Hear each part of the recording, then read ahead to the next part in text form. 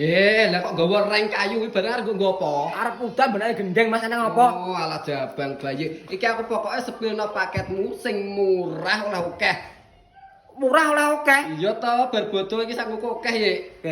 Tak kei 5 juta ya Mas, tak kei 3. 5 juta iki oleh telu. Heeh. Jabang bayi barang apa iki? Kilo siji tak kei 3 pintu kombinasi, karo warnane emas dan Wah, jan glowing men to, Mas. glowing 5 juta ini full kayu jati Mas. Oh iya, heeh. Heeh, ki enek kasapane.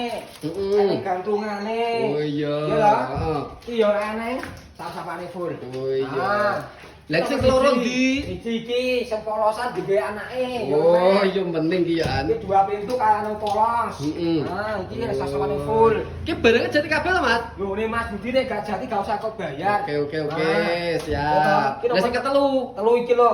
Iki jenenge meja TV ya lho. Heeh. Motife salah ya Heeh. lho.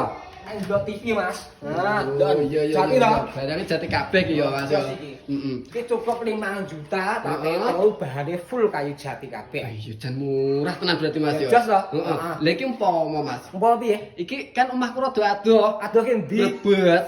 Wah, yo Iki kirimno ning omahku kono tapi duitku yo nggur 5 juta kuwi tok tambahane gak duwe aku pokoke. Yo.